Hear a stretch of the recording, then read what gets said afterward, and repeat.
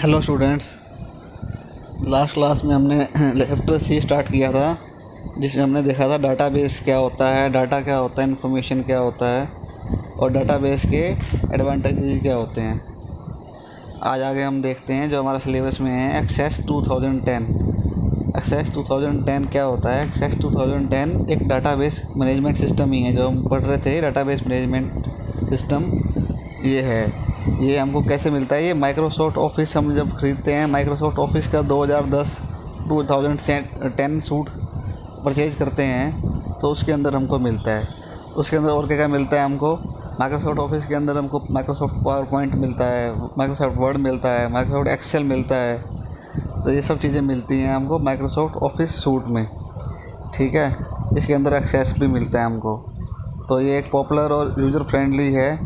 Popular है क्योंकि आपने माइक्रोसॉफ्ट का नाम सुना ही है, एक्सेस उसका नाम भी सुना है, माइक्रोसॉफ्ट ऑफिस का भी उसके अंदर ये मिलता ही है, तो बहुत यूज होता है। और यूज़र फ्रेंडली है क्योंकि इसमें ज़्यादातर ग्राफिकल है। ग्राफिकल में आपको ज़्यादा टाइप नहीं करना पड़ता, तो वो इसलिए ये यूज़र फ्रेंडली भी है।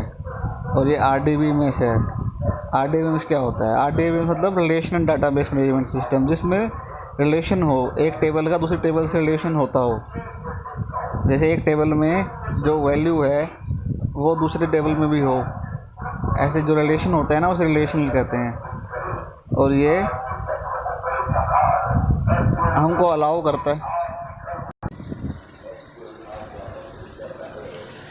तो स्टूडेंट एक्सेस जो है ना, ये हमारे को टेबल्स के रूप में डाटा स्टोर करने की परमिशन देता है। तो हम एक्सेस में डाटा स्टोर कर सकते हैं टेबल्स के रूप में। तो इसमें एक्सेस में क्या क्या कंपोनेंट होते हैं ये हम देखते हैं। पहले तो सबसे पहले टेबल होता है। टेबल तो सबसे बेसिक कंपोनेंट है डाटाबेस मैनेजमेंट सिस्टम का। इसमें इंफॉर्मेशन है ना वो टेबल में स्टोर होती है। टेबल आपने कभी वर्ड में या एक्सेल में बनाई होगी। उसमें क्या होता है? कॉलम होते हैं। उसमें कॉलम को, इसमें एक्सेस में कॉलम को क्या बोलते हैं? फील्ड्स और एट्रीब्यूट्स। और जो डिफरेंट एंट्रीज होती है ना वैल्यूज़ की कॉलम के अंदर, उनको बोलते हैं हम रिकॉर्ड्स और टपल्स। ये स्टोर होते हैं फॉर्म ऑफ रोज। और एक इंडिविजुअल डाटा वैल्यू है ना, जैसे एक इंडिविजुअल वैल्यू, जैसे नीचे टेबल दे रखी है, जैसे उसमें आकाश नेम है, ये इंडिविजुअल वैल्यू होगी। तो ये क्या होगी? इसे कहते हैं डाटा वैल्यू, डाटा आइटम। तो सबसे स्मॉलेस्ट एंट्री क्या हुई? सबसे स्मॉलेस्ट एंट्री हुई डाटा वैल्यू, डाटा आइटम। ठीक है, तो ये इसके बाद है क्वेरी। क्वेरी क्या है? हम जब टाइप करते हैं कोई कमांड जिसमें हमें डाटा चाहिए, जैसे हमारे पास स्कूल में 1500 बच्चे हैं मान लो, तो 1500 में से हमको यूनिक एक बंदे का जैसे ढूंढना है, आकाश को ढूंढना है, जैसे आकाश नाम है उसको ढूंढना है। तो हम कमांड लिखेंगे ना कि हाँ, जो आकाश नाम का बच्चे हैं वो आ जाएं, सिर्फ ऐसे कमांड लिखेंगे। वो कमांड की लैंग्वेज अलग होती है एसक्यूएल इसमें, डाटाबेस में, वो बाद में हम सीखेंगे। तो वो जो कमांड लिखेंगे ना, उस कमांड को बोलते हैं क्वेरी। तो इसमें लिखा हुआ है query is a database component which extracts or retrieves information from one or more tables of the database that satisfies a specific criteria. ये एक से ज़्यादा टेबल से भी डाटा हम एक्सट्रैक्ट कर सकते हैं जो स्पेसिफिक क्राइटेरिया को सेटिस्फाई करेगा उसको। उसके बाद है फॉर्म। फॉर्म क्या होता है? जो हमारे सामने अभी हम जैसे हम सीखेंगे ओपन करना। जब ओपन करेंगे तो सबसे पहले जो हमारा टेबल ओपन होएगी ना, उसको हम फॉर्म बोलते हैं। उस फॉर्म में क्या कर सकते हैं? हम डाटा कर सकते हैं एंटर, एडिट कर सकते हैं, व्यू, सर्च कर सकते हैं। तो ये हमारे लिए एक यूज़र इंटरफेस है। तो ये हम आगे देखेंगे फॉर्म क्या होता है। आगे है रिपोर्ट। रिपोर्ट रिपोर्ट क्या होता है? जैसे अब आपने डाटा एंटर कर दिया, टेबल बना दी। अब टेबल बना दी, उसके बाद आपको उस टेबल का प्रिंट करना है। प्रिंट करके वो हार्ड कॉपी चाहिए पेपर में।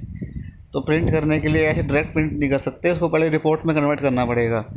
रिपोर्ट में कन्वर्ट करोगे उसके बाद वो प्रिंटेबल फॉर्मेट में हो जाएगा, फिर आप उसको प्रिंट कर सकते हो। तो ये भी हम आगे देखेंगे कि रिपोर्ट कैसे कन्वर्ट करेंगे।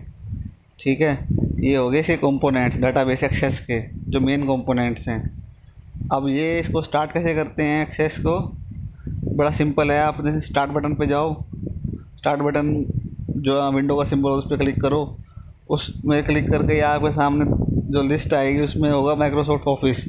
अगर माइक्रोसॉफ्ट ऑफिस इंस्टॉल है आपके सिस्टम में, डेस्कटॉप पे, लैपटॉप में, तो वहाँ दिखेगा माइक्रोसॉफ्ट ऑफिस, उस पर क्लिक करो। माइक्रोसॉफ्ट ऑफिस पे क्लिक, फोल्डर होगा उस पर क्लिक करोगे ना, तो अंदर बहुत सारे आइकॉन दिखेंगे। Microsoft Access, Microsoft Excel, Microsoft in Outlook, Microsoft OneNote, Microsoft PowerPoint, Publisher, Word, ये सब माइक्रोसॉफ्ट ऑफिस के पार्ट्स हैं। इसके अंदर सॉफ्टवेयर हैं ऑफिस के अंदर। तो हमें कौन सा ओपन करना है, माइक्रोसॉफ्ट एक्सेस, उसको सबसे ऊपर है उसको ऊपर क्लिक करो, तो आपका माइक्रोसॉफ्ट एक्सेस ओपन हो जाएगा। अब जब ओपन होगा ना ये, तो इसमें जैसे नीचे नीचे विंडो दे रखी है, देखो ये नीचे ये विंडो दे रखी है, ऐसे ऐसे ओपन होगा। इसके अंदर सबसे पहले ऑप्शन आएगी फाइल ऑप्शन।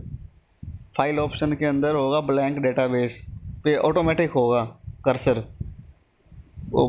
तो उस पर आपने क्या करना है, ब्लैंक डेटाबेस पे अगर नहीं हो तो उस पर क्लिक करना है, ठीक है।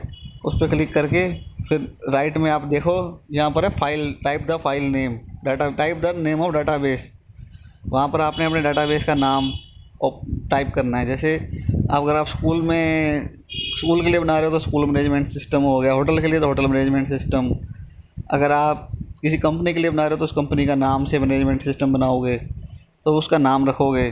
उसका नाम रखने के बाद नीचे ऑप्शन होएगी क्रिएट, उस पर क्रिएट पे क्लिक कर दोगे। क्रिएट पे क्लिक करते ही तो आपके सामने ये देखो, आगे ये विंडो है ना, ऐसी वो विंडो ओपन हो जाएगी जिसमें टेबल है। ये टेबल सी है ना, जिसमें लिखा हुआ है new ID, new, click to add. ये एक प्रकार से फॉर्म है, जो हम पहले कर रहे थे ना, फॉर्म क्या होता है, ये फॉर्म होता है, ऐसा फॉर्म होता है जो हमें इंटरफेस प्रोवाइड करवाता है। तो ऐसा ओपन हो जाएगा। तो इसमें हम डाटा एंटर कर सकते हैं, अपनी रो बना सकते हैं। तो ये हम देखेंगे आगे। आज तक आज हम इतना ही करते हैं।